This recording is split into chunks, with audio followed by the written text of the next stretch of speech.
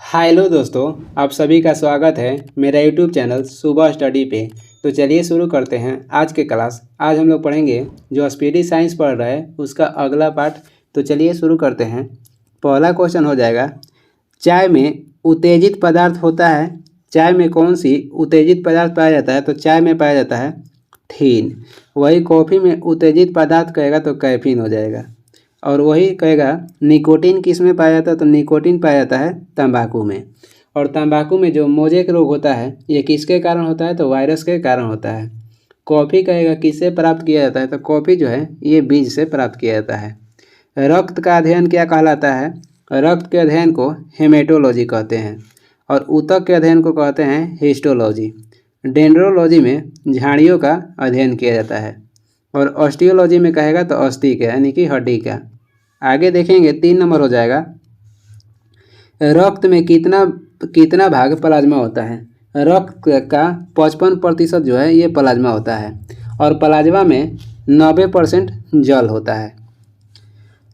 रक्त क्या है? तो रक्त एक प्रकार का संयोजी ऊतक है। रक्त क्या है? एक प्रकार का संयोजी ऊतक है। प्राणी जगत का सबसे बड़ा कहेगा संघ या सबसे बड़ा ग्रंथ कौन सा है?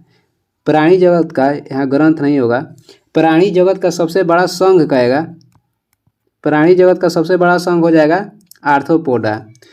जंतु जगत या प्राणी जगत के सबसे बड़ा संघ हो जाएगा आर्थ्रोपोडा। और दूसरा सबसे बड़ा संघ कहेगा तो मोलास्का हो जाएगा। मोलास्का के अंतर्गत आता है ऑक्टोपस और घोंघा। आर्थ्रोपोडा के अंतर्गत आता है मच्छर, मक्खी, खटमल। प्रोटोजोआ क्या है? तो ये एक कोशिकीय जीव है। प्रोटोजोआ एक कोशिकीय जीव है। मेढक का हृदय में कितने कक्ष होते हैं? मेढक के हृदय में 3 कक्ष होते हैं। और वही मछली के हृदय में कहेगा तो 2 होता है। और मनुष्य के हृदय में 4 कक्ष होता है। आगे देखेंगे 6 नंबर है, सरीसृपों का विकास किस युग में हुआ? सरीसृप का विकास हुआ था मेसोजोइक युग में। और जो डायनासोर थे ये मेसोजोइक सरीसृप युग के थे। प्री कैम्ब्रियन में क्या हुआ था? तो ये प्री कैम्ब्रियन जो जीव है ये बहुकोशिकीय जीव है। मरुस्थल पर उगने वाला पौधा क्या कहलाता है?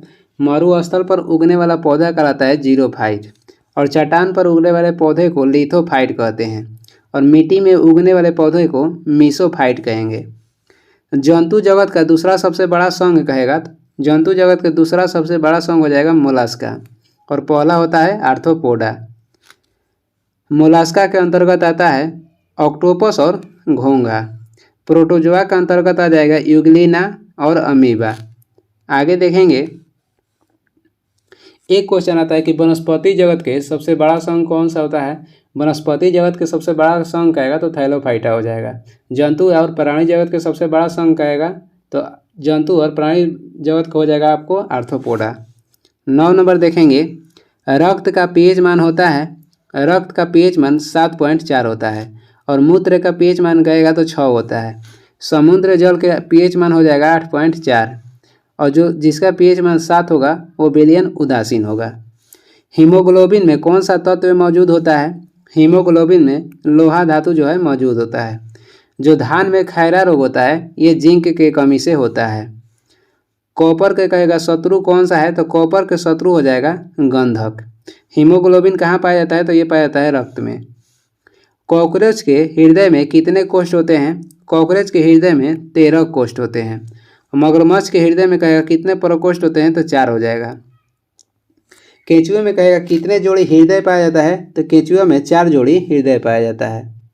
आगे देखेंगे 12 नंबर हो जाएगा, मांसपेशियों को अस्थि में जोड़ता है, यानी कि मांसपेशियों को अस्थि के साथ कौन जोड़ता है? तो ये हो जाएगा टेंडन। और अस्थि को अस्थि के साथ जोड़ता है लिगामेंट।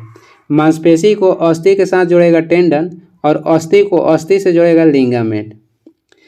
तंत्रिका तंत्र की इकाई कौन सी है? तो तंत्रिका तंत्र की इकाई हो जाएगा न्यूरॉन। और 2 न्यूरॉन के बीच के जगह को क्या कहते हैं? तो साइनेप्स कहते हैं। 2 न्यूरॉन के बीच के जगह को साइनेप्स कहते हैं। ऊतकों का अध्ययन क्या कहलाता है? ऊतक के अध्ययन कहलाता है हिस्टोलॉजी। फाइकोलॉजी में शैवाल का अध्ययन किया जाता है। माइकोलॉजी में कवक का अध्ययन किया जाता है।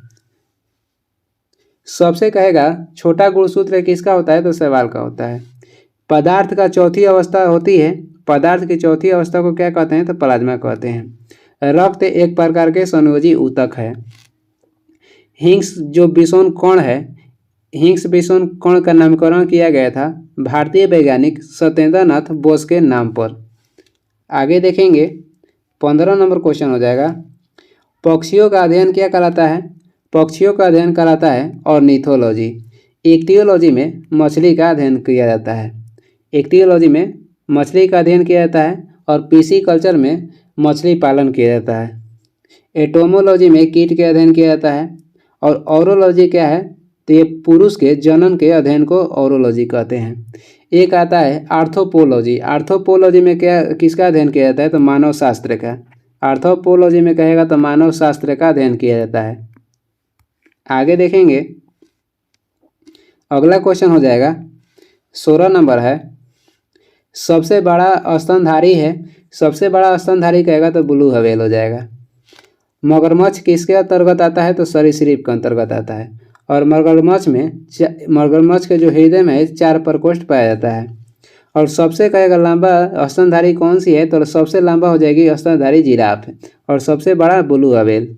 दो न्यूरॉन के बीच के जगह को क्या कहते हैं? दो न्यूरॉन के बीच के जगह को साइनेप्स कहते हैं। आवेग क्या आता है? आवेग एक सदिश राशि है। स्वस्थ शरीर में कितना रक्त होता है? स्वस्थ मानव शरीर में होता है 5 से 6 लीटर। और वहीं पुरुष के अंतर्गत महिला में रक्त कितना कम होता है? तो आधा लीटर, जिसे हाफ लीटर, मतलब महिला में पुरुष के अंतर्गत हाफ लीटर कम रहता है रक्त। पूरे शरीर में रक्त परिभ्रमण होने में कितना समय लगता है? पूरे शरीर में रक्त को परिभ्रमण होने में 23 सेकेंड का समय लगता है। आगे देखेंगे 19 नंबर हो जाएगा, प्लाज्मा में जल का प्रतिशत कितना होता है? प्लाज्मा में जल का प्रतिशत होता है 90%। प्लाज्मा रक्त का 55% होता है। मछलियाँ श्वसन करती है। मछलियाँ श्वसन करती है गिल्स द्वारा। और स्तनधारी श्वसन करते हैं फेफड़ा से। और केचुआ जो है ये त्वचा से श्वसन करता है। तंबाकू में विषैला पदार्थ होता है। तंबाकू में विषैला पदार्थ निकोटीन होता है। चाय में उत्तेजित पदार्थ कहेगा तो थीन हो जाएगा। कॉफ़ी में उत्तेजित पदार्थ कैफीन है। कैरोटीन के कारण गाय के दूध के जो रंग होता है ये पीला होता है। और गाय के दूध सफ़ेद कहेगा तो केसिन के कारण होता है। पीला कहेगा तो कैरोटीन, सफ़ेद कहेगा तो केसिन हो जाएगा। आगे देखेंगे 22 नंबर हो जाएगा, स्तनधारियों के हृदय में कितने कक्ष होते हैं? स्तनधारी के हृदय में 4 कक्ष होते हैं। मछली के हृदय में कहेगा तो 2 होता है। मेढक के हृदय में 3 होता है। रक्त को सुरक्षित रखा जाता है। रक्त को सुरक्षित रखा जाता है 40 डिग्री फ़ारेनहाइट पर। रक्त का निर्माण होता है अस्थि मज्जा में। और रक्त कहेगा ब्लड बैंक किसे कहते हैं रक्त का? तो पलीहा, जिसे तीली भी कहते हैं। एनेलिडा संघ के जीवों में श्वसन होता है। जो एनेलिडा संघ के जीव हैं उसमें श्वसन करते हैं अपना त्वचा से। और स्तनधारी जीव तो श्वसन करते हैं फेफड़ा द्वारा। आगे देखेंगे, चेतना ऊतक कहलाता है। चेतना ऊतक किसे कहते हैं? तो तंत्रिका कोशिका को चेतना ऊतक कहते हैं। लसिका क्या है? तो लसिका रक्त का छाना हुआ भाग को कहते हैं लसिका।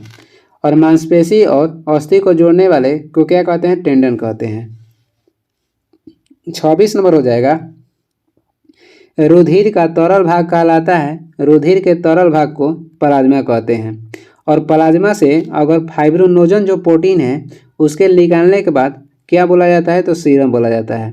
प्लाज्मा से फाइब्रोनोजन जो प्रोटीन है इसको निकालने के बाद जो बचा हुआ भाग है उसे सीरम कहते हैं।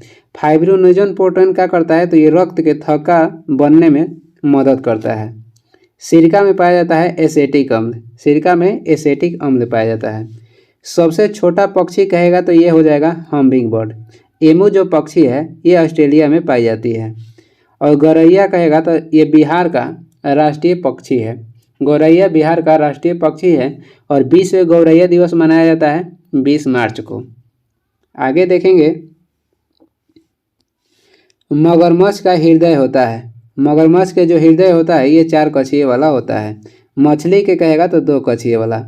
बहुत सारा क्वेश्चन रिपीट है जिसके चलते आपको बार बार सुनने या देखने से बहुत जल्द याद हो जाएगा। 3 कक्षीय 3 कक्षीय किस में होता है? तो मेढक के हृदय में 3 कक्षीय होता है, मगरमच्छ में 4 और मछली में 2 और जो स्तनधारी है उसमें 4 कक्षीय होता है। मेढक के हृदय में कितने कक्ष होते हैं? मेढक में कहेगा तो 3, स्तनधारी में 4, मछली में हो जाएगा 2। आगे देखेंगे 30 नंबर क्वेश्चन हो जाएगा, पौधे की वृद्धि के लिए कितने पोषक तत्वों की आवश्यकता होती है? पौधे की वृद्धि के लिए 16 तत्वों की आवश्यकता होती है। और पौधों के अंकुरण के लिए किसकी आवश्यकता होती है? पौधे के अंकुरण के लिए जल, ऑक्सीजन और ताप की आवश्यकता होती है। चट्टानों पर उगने वाला पौधा कहलाता है, चट्टान पर उगने वाला पौधे को लिथोफाइटस कहते हैं। मरुस्थल में जो पौधा उगता है उसे जीरोफाइटस कहते हैं और मिट्टी पर उगने वाले पौधे को मीसोफाइटस कहते हैं। आगे देखेंगे 32 नंबर हो जाएगा, मॉर्फिन किससे प्राप्त होता है? मॉर्फिन है ये अफीम के पौधे से प्राप्त होता है और अफीम कहेगा तो ये पोस्ता से प्राप्त होता है। तंबाकू की पत्तियों में पाया जाता है निकोटीन, चाय की पत्ती में थीन पाया जाता है। आगे देखेंगे 33 नंबर क्वेश्चन हो जाएगा, शरीर में मांसपेशियों की कुल संख्या कितनी है? शरीर में मांसपेशियों की कुल संख्या कहेगा तो 639 हो जाएगा और मानव शरीर में हड्डियों की संख्या कहेगा तो 206 और नवजात शिशु में हड्डियों की संख्या कहेगा तो 300 होता है। और वही पसलिया की संख्या कहेगा तो ये होता है 24, 12 जोड़ी या 24। मांसपेशी की संख्या हो जाएगा 639 और पसलियों की संख्या हो जाएगा 24। मानव शरीर में सबसे छोटी मांसपेशी कौन सी है? मानव शरीर में कुल 639 मांसपेशियाँ पाई जाती है और इसमें छोटी कहेगा तो अस्टेपिडियस हो जाएगा और सबसे बड़ी मांसपेशियाँ कौन सी हो जाएगी? ग्लूटियस मैक्सिमस हो जाएगा। आगे देखेंगे 35 नंबर हो जाएगा, रक्त की मात्रा शरीर के भाग का लगभग कितना प्रतिशत होता है? जितना हमारे शरीर में रक्त होता है वो भार के अनुसार कितना प्रतिशत होता है? तो ये भार के अनुसार 7% होता है। और हम लोग अपने रक्त का कितना भाग दान कर सकते हैं? तो अब दान करने में 10% दान कर सकते हैं। शरीर के भार के 7% होता है और दान कर सकते हैं 10%। कीटों का अध्ययन कहलाता है, कीटों के अध्ययन को एटोमोलॉजी में कीटों का अध्ययन किया जाता है। क्रिप्टोलॉजी में सूचना का अध्ययन किया जाता है। इक्थियोलॉजी में कहेगा तो मछली का अध्ययन किया जाता है। आगे देखेंगे 37 नंबर हो जाएगा, प्रोटोजोआ संघ के जीव है। प्रोटोजोआ संघ के जीव उपरोक्त में सभी हो जाएगा, यानी कि अमीबा, यूग्लिना और पैरामीशियम ये सभी प्रोटोजोआ संघ के जीव है। प्रोटोजोआ क्या है? तो एक कोशिकीय जीव है। रक्त की प्रकृति होती है, तो रक्त जो होता है क्षारीय होता है क्योंकि इसका पीएच मान जो होता है 7.4 होता है। और पीएच मान के आपसे पूछ देगा कि पीएच मान का निर्धारण किसने किया था? तो ये किए थे सोरेनसन किए थे पीएच मान का निर्धारण। आगे देखेंगे जिसका कहेगा पीएच मान 7 होगा तो विलयन हो जाएगा उदासीन और 7 से कम जिसका पीएच मान होगा हो जाएगा अम्लीय। निम्नलिखित में से कौन कीट नहीं है? तो इसमें मकड़ी जो है ये कीट नहीं है। जो कीट होते हैं उनमें पैरों की संख्या 6 होती है और मकड़ी में पैरों की संख्या 8 होता है। तितली, तेलचट्टा, मच्छर ये कीट के अंतर्गत आते हैं। 40 नंबर हो जाएगा, मेढक का लार्वा क्या कहलाता है? मेढक के लार्वा को टेडपॉल कहते हैं और मक्खी के लार्वा को मैगोट कहते हैं। कैटरपिलर क्या है? तो ये कीड़ा के लार्वा को कैटरपिलर कहा जाता है। शीत रक्तीय प्राणी है, इसमें बताना है कि शीत रक्तीय प्राणी कौन सी है?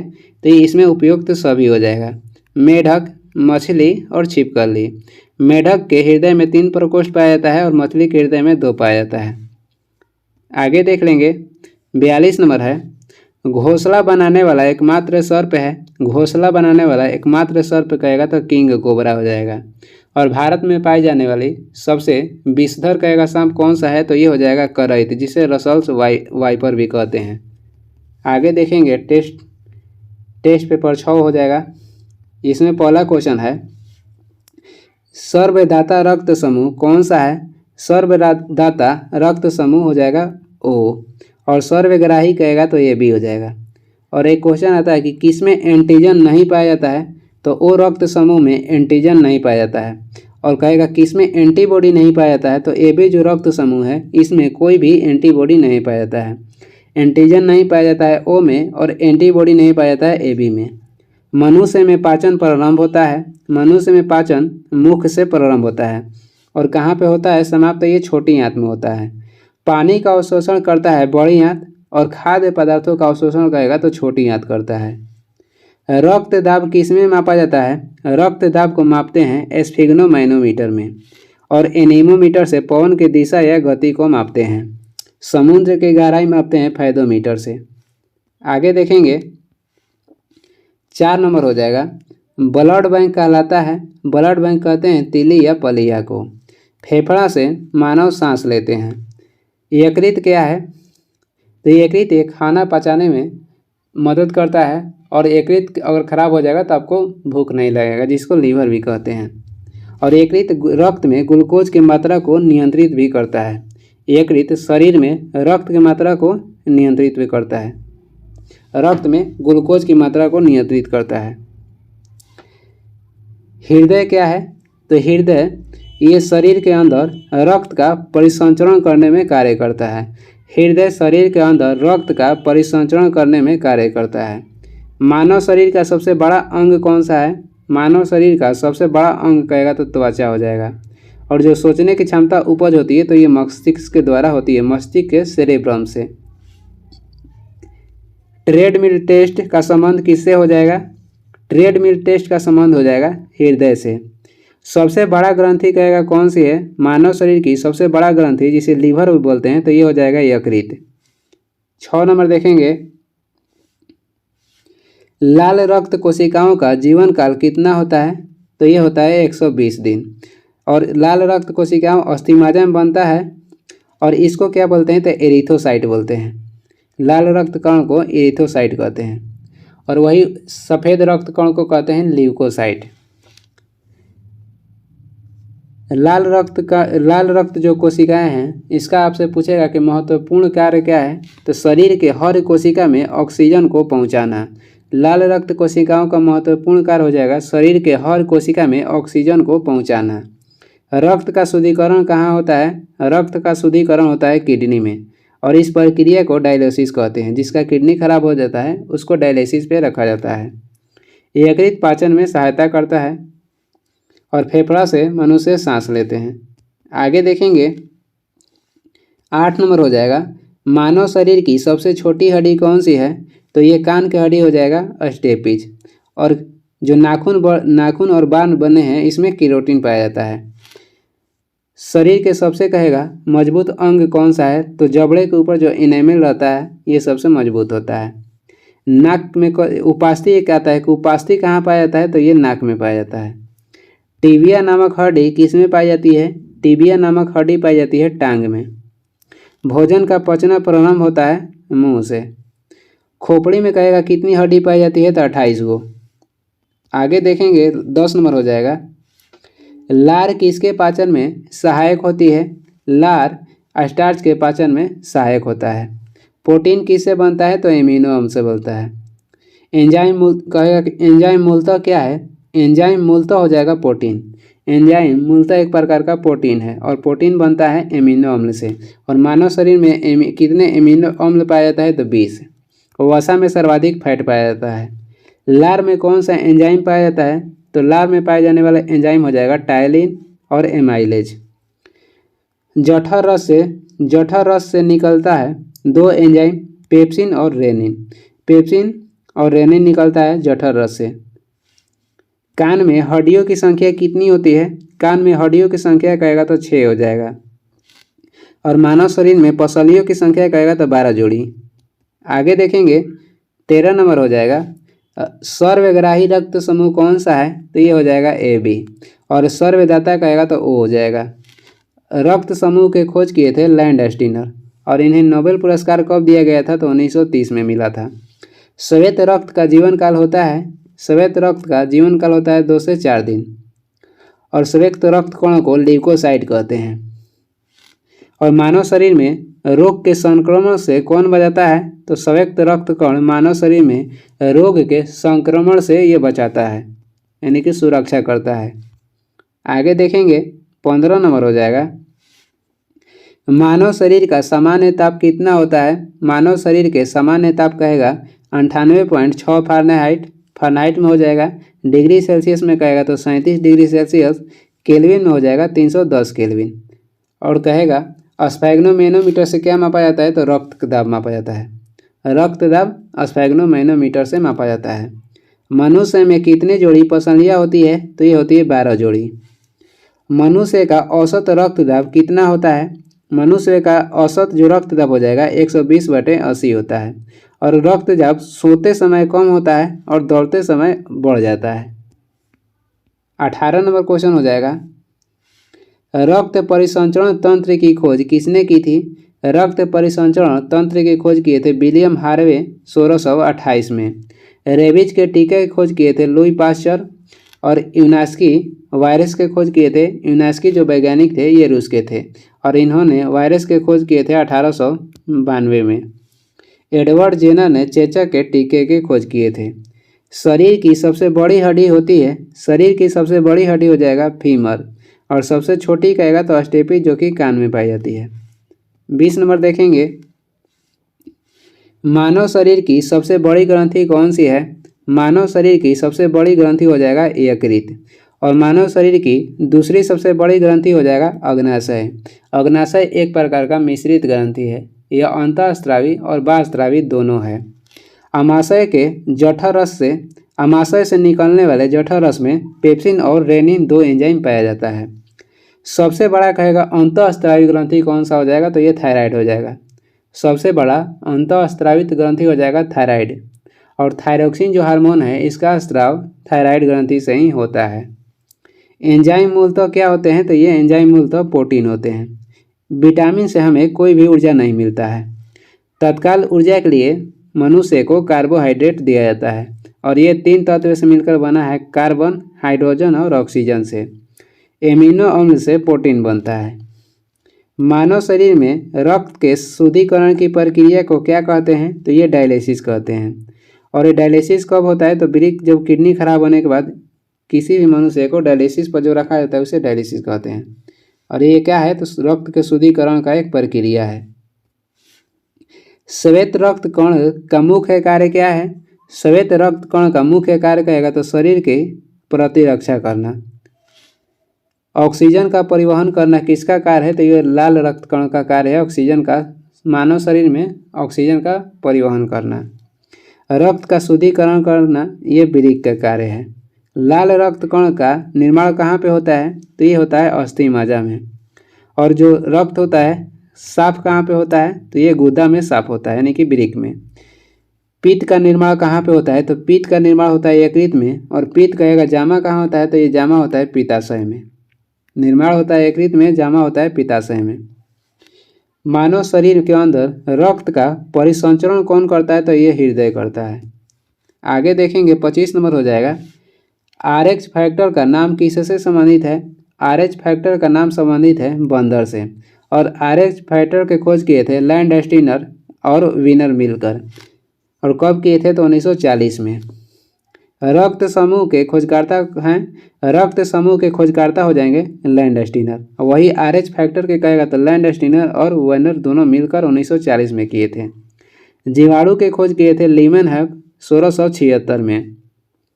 और जीवित जीवाश्म के भी जीवित कहेगा कोशिका के जीवित कोशिका की खोज किसने किया था, तो लीमेनहॉक ही किए थे। और कोशिका के पहली बार खोज किए थे रॉबर्ट हुक 1665 में, वो मृत कोशिका के खोज किए थे। लीमेनहॉक किस देश के थे, तो लीमेनहॉक हॉलैंड के थे। रक्त का थक्का बनने में सहायक होता है, रक्त के थक्का बनने में सहायक विटामिन कहेगा तो विटामिन के हो जाएगा। वही प्रोटीन कहेगा तो फाइब्रिनोजन हो जाएगा।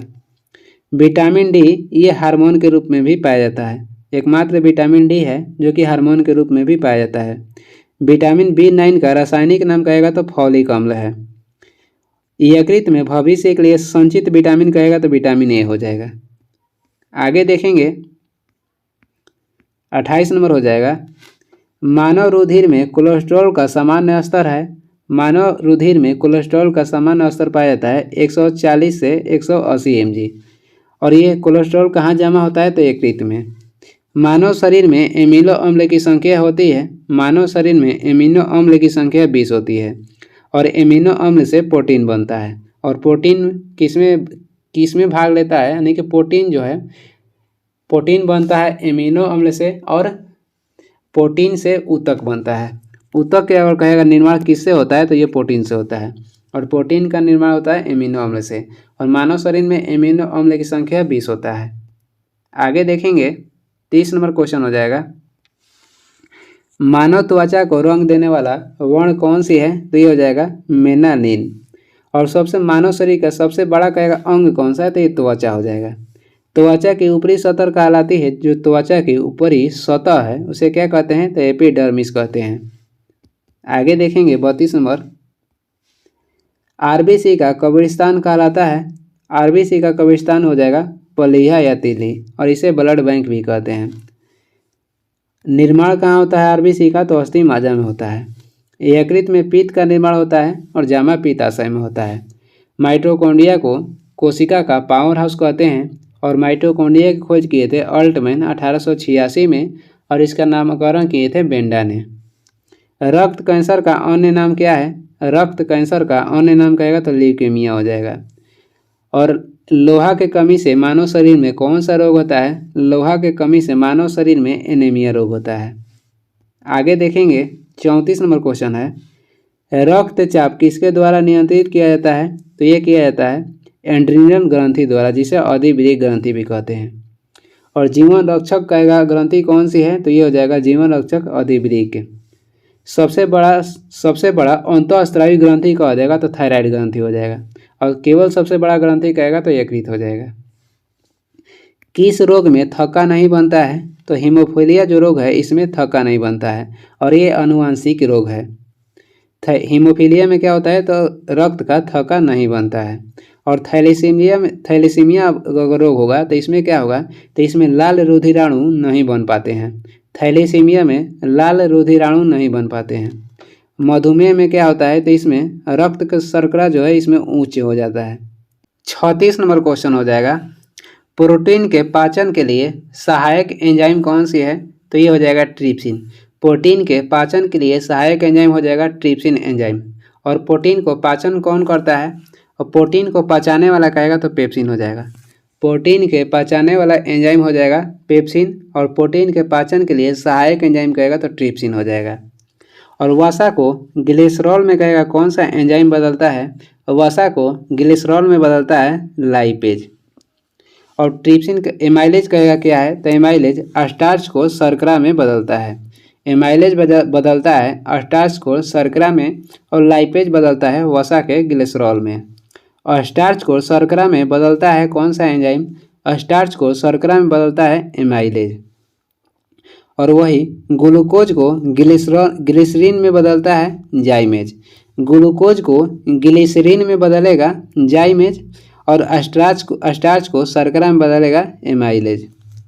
आगे देखेंगे 38 नंबर हो जाएगा, मानव शरीर में प्रचुर मात्रा में पाया जाने वाला तत्व कौन सा है तो मानव शरीर में प्रचुर मात्रा में ऑक्सीजन पाया जाता है 65% और नाइट्रोजन पाया जाता है 3.2%, कार्बन कहेगा तो 9.5%।